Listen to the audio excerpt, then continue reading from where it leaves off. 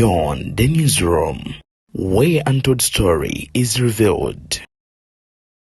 Mbebaza gyonna gye mutuusizzaako engalo olunaku olwaleero. Mutya neeyo banywanyi kansuubire nti muli bulungi era gyonna gye mukola gitambulira ddala talatibu malidadi sana malidadi kabisa. Nzedde niye akutuusaako ensonga Anita Among ebigudde wuwe akabenje NEWSROOM neera His Excellency Robert Kyagulanyi Ssentamu omubaka Nambuuzi yabanukudde baani bayanukudde. Bino nno byampuna byewuunyisa kitalo n'omugumba ate munnange amabeere agamera. Kaakati awo wennyini wenjagala tutandikire osobole okubanga ensonga zino zitegeera bulungi. Nzedde niye akuweereza ku mukutu guno ogwa Beyond the Newsroom nkusaba n'obuwombeefu obw'ekika ekya waggulu. Vidiyo eno osooka ogimpera like ogiwa like ejja kudduka emisinde. Ebuvanjuba n'ebugwanjuba ewaka wasigalawo ewasinga. Beyond the Newsroom gwe mukutu ogukuleetera ekyo ekisinga katiranga naffe ng'oyita ku noti 771 44 53 ne noti 744 26 45 na bino bikulu tetulanga bafere tetulanga basawo ba kinnansi n'abagwa mu kkoowa eryo. Mwebale kutuwagira. Thank you.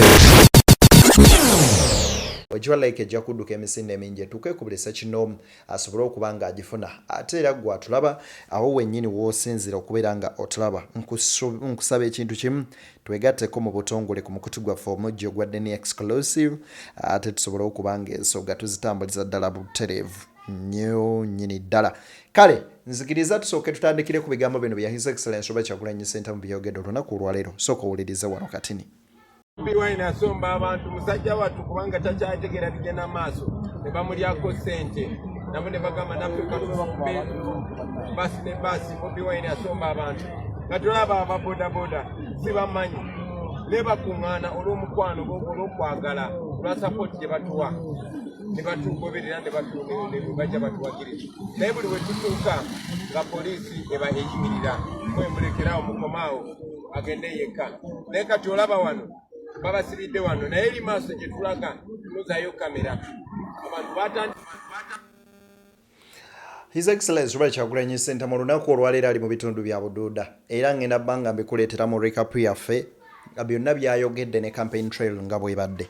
Wabula ono ya respondinze eri General Museveni yavuddeyo n'ategeeza recently wano nti Kyagulanyi Ssentamu asomba abantu. He ferries people to his lorry. Anyway, Kyagulanyi avuga nti musajja wattu bambi yakaddiye takyalina kyategeera abamulimba bamuferafera okubanga bamulyako akasimbi nga bamusuubiza okubanga bagenda kusuula Kyagulanyi oba okumukuba ekigwa. Ebyo byonna Kyagulanyi byagamba nti byapwa bya bwereere. Anyway, gwe kikyolowooza ku bigambo ebyo baana ba taata Kyagulanyi wennyini nga tetunnavaawo njagala owulirize ebigambo bino bya Anita Among. Wuliriza. If you vote for umbrella, you're voting for homosexuality. And the Abisiaga themselves. My brother, the umbrella said in the first 100 days, he's going to remove PDM. So if you vote for umbrella, you're going to vote for removal of PDM. If you vote for umbrella, you're going to bring insecurity because they want to demonstrate. Anyway, kaakati kano obwongo obunafu ne bw'okomaawo kuba njagala abalira obwongo obukola ennyo basobole okulowooza. Njagala okujjukiza gwe atakimanyi nti Anita Among yateekebwako envumbo mu mawanga ag'enjawulo nga mu mawanga mwe muli Amerika, mwe muli Bungereza n'agakolagana n'ago gonna. Among bamuteekako envumbo naye ng'ekimuteekesako envumbo bagamba nti ono bakizuula nga yeenyigira mu bulyake n'obukenuzi kye tuyinza okuyita obuli bw'enguzi.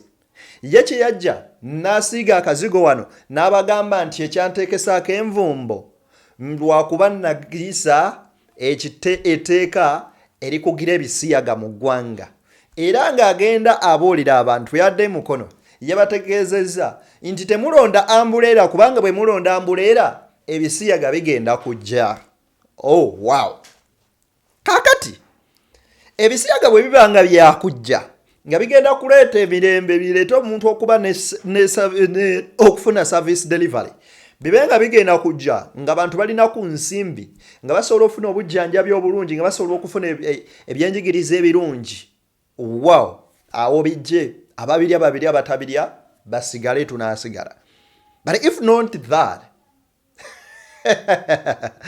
nakugamba imbutolo ndambulera kuba biri bye yagala okukola ki okuleeta kino nziza nkibagamba lunwe era nga mwenna mukijjukire nti Robert Kyagulanyi Ssentamu yakuba oluyimba lulambo oluvumirira ebisiyaga Bungereza ne mubaninga emyaka 10 nga tazzeemu kulinnya Bungereza baani ye eweddeko omwaka guli oguwedde 2023 watandikidde okuddamu traveling okugenda e Bungereza ekyo mwenna mukimanyi. He is a married man n'omukyala we mwenna mubamanyi era ye muntu gwe twogerako ng'alina family esinga okubeera stable and inspiring couple wano mu Uganda kubanga akikulaga ate n'abaana ba Nuupo abakubiriza kinene okuwasa embaga zaabwe muzibaddeko era ne bajja n'engombe egamba mulowooza bali mu struggle we mugamba bali mu struggle babalwanirira bali mu mbaga zaabwe bawasa bennyini be badde batambuza ekyo wabula ate kati baza ne narrative egamba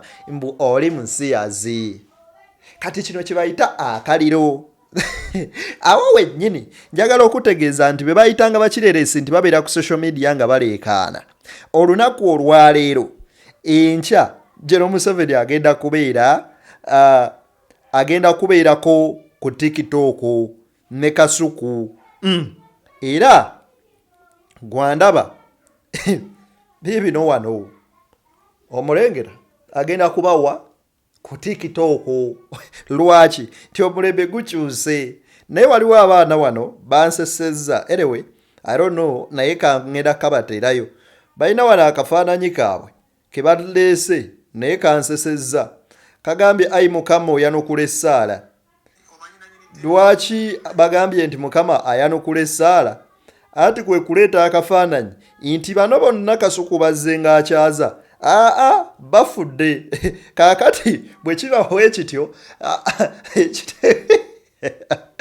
Mungu ayinza okuba nga wayiseza omwana akawandiisa agambye the long wait interview loading another X loading oyo Kasuku nga his name wano waliwo Tamale Mironde wano ne wabawo Isma Ichuli Kato ali Kato Lubwama then ne Segirinya last year kati bagamba another X loading anyway it's a joke don't take me so serious anyway kati ebyo byonna bwe biba bwe bityo kitalo nti wali ekayunga dereva abadde avuga emmotoka eno eya NEWSROOM agudde kabenje era kigambibwa okuba nga aluguzeemu obulamu tumusaasirako nnyo nnyini ddala kati katweyongereyo ono nno Anita Among teyakomyawo olowooza yakomyawo wabula ne Nambooze yamutwalidde muwuliriza. Out of your good heart, I want to thank you so much for giving me permission to give Honorable Nambooze money for treatment. Sebo owekitiibwa President njagala okwebaza tikula omutima gw'omulungi wakkiriza Speaker n'awa Honorable Betty Nambooze bakireke sente ezamutwala okumujjanjaba emitala wa When Honorable Nambooze said she was sick, you allowed me to give her almost 1 billion shillings. Omubaka oyo bwe yakugamba nti mulwadde wanzikiriza ne muwe sente eziweereza ddala akawumbi asobole okufuna obujjanjabi era yabufuna. You sent her for treatment to New York where she went with her husband and her house girl. Wamuweereza mu New York gye yagenda n'omwami we era n'omuyambi omulala omu. Nobody can ever have that heart. Tewali muntu alina mutima gusinga gwe jjajja tukuyozaayoza. Even after Honorable Nambooze abusing you day in, day out on radios, on television, everywhere. Kyalo yo akuvuma enkya n'eggulo ng'akozesa emitimbagano radio station ne television bwe wayolesa omutima ogw'ekitalo tukuyozaayoza weebale nnyo We want to thank you as women for treating. omwami omu yavayo n'akola statement n'agamba bannange batuyamba abaami bano tubakwasa ensi tugibateere mu mikono gyabwe omulundi gumu. Kati kirubabbi bwe kisanga omuntu ow'entegeera enjaba yabagamba bambi kituufu. First of all, kansooke nkubuuza ekibuuzo. Are you a taxpayer? If you're a taxpayer, do you know what you're paying for? Do you know that the salary that member of parliament earn per month is your tax money? Do you know that the commission and every penny they get, it's from your pocket? Nti buli nsimbi gy'ofuna, buli kikumi ky'ofuna, buli ky'okwata bw'oti, ekidda mu nsawo ya gavumenti nsimbiyo. Omubaka wa parliament asasulwa ku ssente y'omuwi w'omusolo si ya president. Kyova olaba owulira nga bakugamba nti akozesa simanyanga bilioni bimeka olunaku, ssente ziva wamuffe. Era n'amabanja ge beewola ne bagatwewolera as Ugandans ffe tulina okugasasula, not the president as an individual. Even if Kyagulanyi nga ye president, even if Ani nga ye president, amabanja agatuwolebwa kati essaawa eno n'omwana omuto abanjiwa miliyoni 4. Ekitegeeza nti bano bino bye basiga, we can call this a blackmail or malice. Sente zemuwa omubaka wa parliament okujjanjabibwa ebweru teziba za mukulembeze wa ggwanga, ziba za ggwanga. Reason being omubaka oyo abeera ne health insurance and the parliament is entitled to cover the bills. Then bw'oba oli ku ekyo nnyonnyola n'abantu obagambe nti president omubaka ono nambowooza ekizibu ekyamutuukako kyamutuusibwako ab'ebyokwerinda ababo ne bamutuusa okumutwala ebweru okujjanjabibwa, kubanga nambooze teyalwala nti yalwala kafuba, teyalwala nti yalwala kookolo, wabula yakubwa n'amenyebwa omugongo. The same thing ekyakolebwa ku Shamimu Malende bwe baali bayisa bill bwe baali bayisa bill y'emmwanyi mu parliament. Era weerumba olwatwala Shamimu Malende Kenya ne lumulukulunguzeeyo okumala emyezi kumpi 4. Ebyo nabyo mubinnyonnyola abantu mubiteeke mu line. What causes their sickness or illness?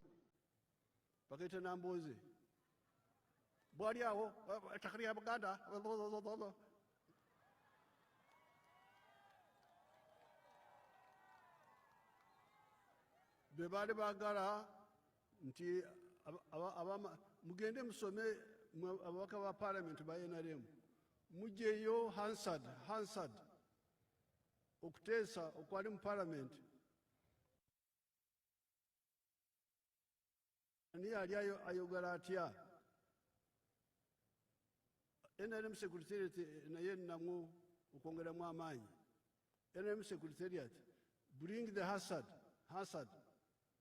tutwali tuteesa ekigambo ky'ettaka. Ani yali agamba nti ab'amataka tubalekere obuyinza obutaliko ekikomo, ate ani yali alwana ku b'ebibanja? NRM yali alwana ku Namboze kwegamba bayagadde bakube Namboze east west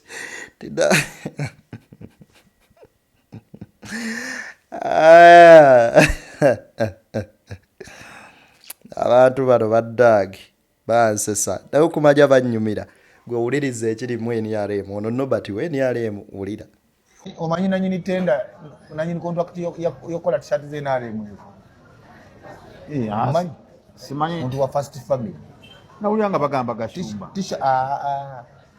kanaawe Kasumba yalwaniranga biri ebya Hajati Namyalo naawe ebyokutambula luli manyi budget ya t-shirt ezo ze NRM zolabe ziriko mu 7 bakola budget ya t-shirts milioni 3.5 eza t-shirt ngariko president 7 t-shirts milioni 3.5 eza zibera ke kifana cha president 7 Uganda yonna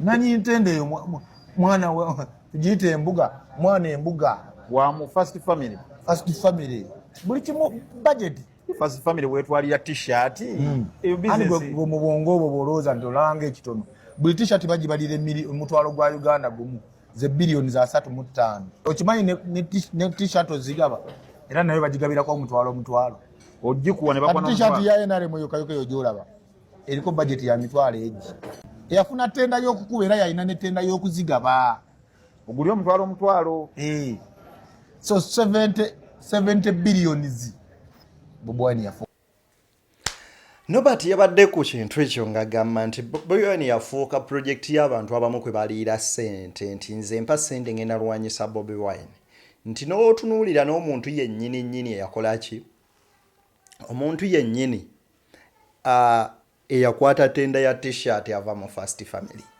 This is a total shame. If you can't even give that gig to a normal Ugandan, bano abasajja mbaleke bakuume guides zaabwe bo be bazirina asooke kwano beti namboze yanokudde poliisi ku kyogamba mbu bagenda mukwata olw'ensonga mbu yayogedde ku basirikale emmundu ze baba nazo mmeka n'amasasi mbu temuba Police njirabula erekera ogenda okujja video mu social media video zaayo ziba nga abantu basobola zongeramu ebyabwe olw'ebigendererwa byabwe oba nasala akantu mu ngeri ekawulikisanga akabi so nga sigabi kati omuntu wanagamba mbu genda mpola waliwo abasajja abakola omulimu awo mu maaso omuntu asobola okugamba nti genda waliwo abasajja abakola empola awo mu maaso so kwegamba engeri osobola bujji ekintu ojjako bujja full stop n'okikyusa amaki amakulu ne toni Nambozi obulalumiza poliisi okwenyigira mu byobufuzi byakyekubiira kyokka ate ne yeefuula nantagambwako era n'abasirikale tubakubira omulanga nabo bagoberera amateeka bakwasa amateeka nga tebali mu kyekubiira balekera ogenda mu nkiiko zeaNRM ekiro ne bateesa n'abeaNRM ebyokutukola bino bo basirikale baffe tubagala babeerawo mirembe kyokka agamba nti siwakutiisibwatiisibwa kubanga amateeka nga munnabyabufuzi gamuwa eddembe okwogera ku ebyo ebinyigiriza bannansi mu ngeri ez'enjawulo. Njagala kubuulira mukulu omwogezi wa poliisi kyabamu ku bantu abakumidde eddala omuliro mu bannansi bakyawe poliisi be bapoliisi abo abakuba abantu mu lujjudde nga bwe twali ebbaale ne bakuba obukazi obukadde bambi abakazi abakadde bambi ne bakuba abaana bato ne basamba abakazi ab'embuto. Eyo byebigambo ebyo ebya Nambozi abagambya lwaki mugendera ku bintu bya social media banywanyi tubeemuko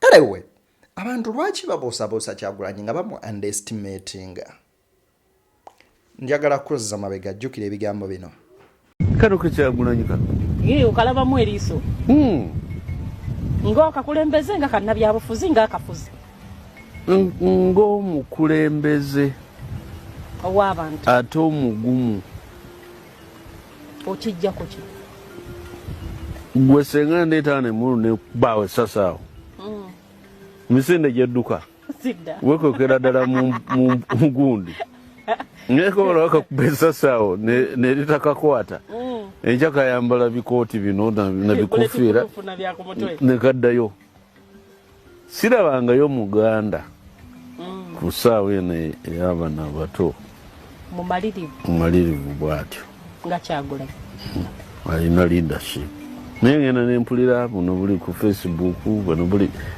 bu social media bwe bujja okwonoona abantu abandibadde abakulembeze okukulembera anywa enjaga bwe nkulaba gwe atanywa njaga walyanga ki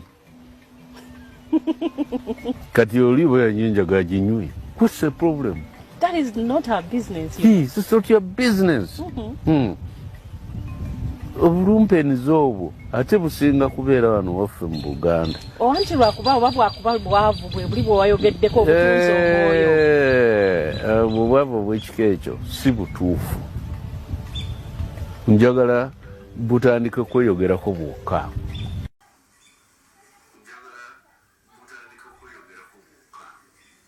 omwami ono yali vice president mulamba nayogedde ekintu n'ezijjukira ebigambo bya Alex Mukulu. Alex Mukulu yagamba nti bamubuuza ekibuuzo, olaba Kyagulanyi nga omufuzi asobola ofuga Uganda? Ko Kyagulanyi si mufuzi, wabula ndaba Kyagulanyi ng'omukulembeze asobola okukulembera obulungi eggwanga lino. But it is the same thing this man said some years back, nti Kyagulanyi, he is a good leader and he can lead the people, he can lead this nation. Kati, this message straightly goes to those who have been underestimating Robert Kyagulanyi, that he cannot take over power. My friends, bano abasajja baba balabira wala era bawuliriza ebigambo bye biraga ng'omusajja already alina obuwagizi bwe nga abuwa Kyagulanyi. Eno interview eyiseeko emyaka egiwera 2 oba 3 oba 4 emabega. Fumiitiriza ku bigambo ebyo mbikuwadde lwa nsonga. Kati wuliriza bino bya Dr. Spire Ssentongo kafulu okuba katoni. Abantu bazze batya okulowooza nti ekizibu kya Uganda President Museveni. President Museveni ng'omuntu tewandigambye nti ekizibu kya Uganda. Naye President Museveni afuuse ekizibu kya Uganda ku nkola gy'ataddewo na biki by'atasobozesezza kubeerawo. Nze ndowooza mu bafuzi bonna be tuzze tubeera nabo, Bissaalaba abalala bonna mukulu kino be baayogeddeko. President Museveni yakyasinze okuba n'omukisa ogutereeza Uganda. Yakyasinze okufuna omukisa ogutasobozesa bintu byaliwo emabega okudda. Kyobola nti n'obusungu bu President Museveni buyitirivu nnyo. Si buyitirivu nnyo nti okuba yasingidde ddala obubi ku bonna abaali babaddewo. Naye kiringa omuntu gw'obadde oyinamu essuubi. Kati nga nze oyinza okulaba nti kati ebintu ebisinga byenjogera byenkola siwagira President Museveni. Naye bw'otunuulira ebintu bye nakolanga mu myaka giri obuyinza bwe bwali buto, naye nali to the level of obsession with President Museveni. Ebitabo byange byonna osanga nkubyemu bifaananyi bya President Museveni. Mu myaka egyo nga n'okwogera n'okuwakanya President Museveni naddala eno wansi Maserengeta mu North manyi kyali kyanjawulo. Ebigambo ebyo byonna bw'obiwulira obaako nekyoyiga nekyojjamu. Dr. Spire abyogedde mu lulimi Luganda. Sigenda binnyonnyola. Munzikirize mbateere wano tusinkane nga Gulude n'akkiriza. Beyond the Newsroom gwe mukutu, nze Deni akuweereza.